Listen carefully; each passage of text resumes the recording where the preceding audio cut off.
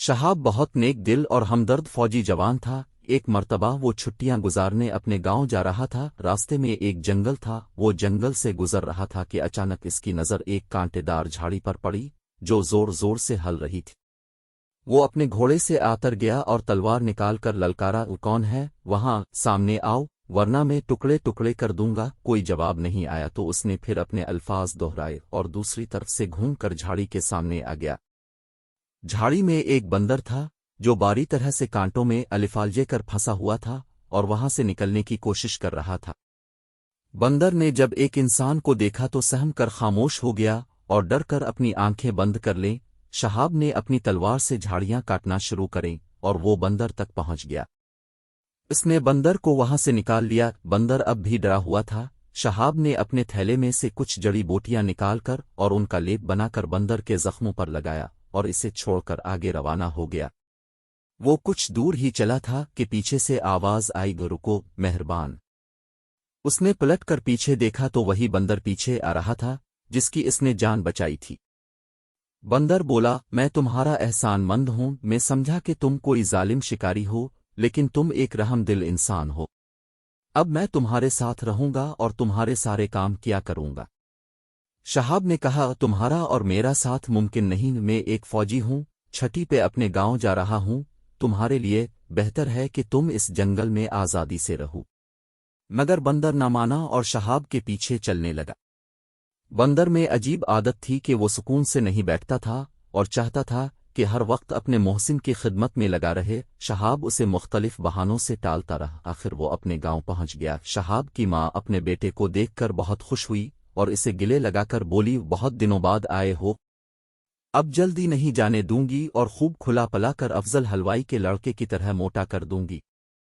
शहाब हंसने लगा और कहा, अम्मा तुम भी बहुत भोली हो। अगर मैं मोटा हो गया तो दुश्मन से कैसे लड़ूंगा और फौज से भी निकाल दिया जाऊंगा। अभी दोनों माँ बेटे बातें ही कर रहे थे कि बंदर जो बाहर रह गया था दीवार के ऊपर से चढ़कर अंदर कूद गया। अम्मा ने शोर मचा दिया, अरे ये बंदर कहाँ से हमारे घर में घुस आया। शहाब, तलवार निकालो और इस कम वक्त को यहां से भगाओ। अम्मा, ये बंदर मेरे साथ है। मैं हैरत से बोली, तुम फौज में हो या किसी सर्कस में काम करते हो जो ये बंदर साथ लिए घूम रहे हो?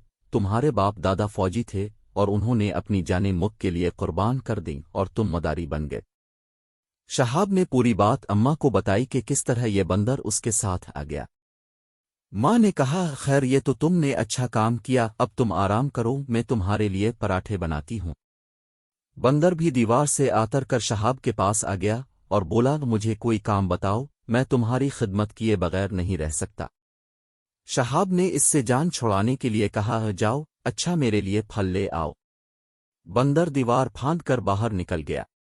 अम्मा पराठे बनाकर ले आईं और पूछा, अरे वो बंदर कहाँ गया? अम्मा, वो हर वक्त काम का पूछता रहता है। मैंने इसे काम से भेज दिया, अब शायद ना आए। अभी वो ये बात कर ही रहा था कि बंदर दीवार से कूद कर छत पर चढ़ गया। बाहर किसी के दरवाज़ा पीटने की आवाज आई। कौन है? क्या आफत आ गई जो दरवाज़ा पीट रहे हो? अम्मा ने बड़बड़ाते हुए दरवाज़ा खोला तो सामने चाचा सिकंदर फलवाला खड़ा था। अरे बहन, जरा मुझे अपनी छत पर तो जाने दो। एक नामकूल बंदर मेरे ठेले से केले का पूरा खदशा लेकर भाग गया और तुम्हारी छत पर चढ़ा हुआ है। अरे सिकंदर, तेरा दिमाग तो खराब नहीं हो गया जो जानवर पर चोरी का इल्जाम लगाता है? शहाब भी शोर सुनकर दरवाजे पर आ गया और बोला, चाचा सिकंदर, ये मेरा बंदर है, जरा शरीर है, इसे मुआफ कर दो और केले के पैसे मैं तुम्हें दे देता हूं। अरे मियां सिपाही, तुम कब आए? सिकंदर शहाब को देखकर बंदर को भूल गया। वो शहाब की इज्जत करता था, वो इन पर्देहाती था। शहाब ने पिछले बरस पटवारी से इसके कर्ज का हिसाब किताब सही करवाया था, वरना इसका कर्ज किसी तरह आतर ही नहीं रहा था। बस चाचा, छुट्टियों पर आया हूं और ये लो केले के पैसे। नहीं बेटे, मुझे शर्मिंदा ना करो, ये तुम रखो। एक रोज खाना खाते हुए शहाब ने कहा, अम्मा अब मेरी छुट्टियां खत्म हो गई हैं, अब वापस जाना होगा। अम्मा बोले, शहाब कुछ दिन और रुक जाते तो अच्छा होता। नहीं अम्मा, तुम तो जानती हो मैं एक फौजी हूं और सरहदों की हिफाजत मेरा फर्ज है। अगर मैं अपनी जिम्मेदारी पूरी नहीं करूंगा तो आम लोग किस तरह से महफूज जिंदगी गुजारेंगे? تو پھر ٹھیک ہے، جانے کی تیاری کرو۔ ٹھیک ہے اماں، مگر اس بندر کا کیا کروں؟ کیسے اس سے پیچھا چھوڑوں؟ تم فکر مت کرو، میں نے اس کی ترکیب سوچ لی ہے۔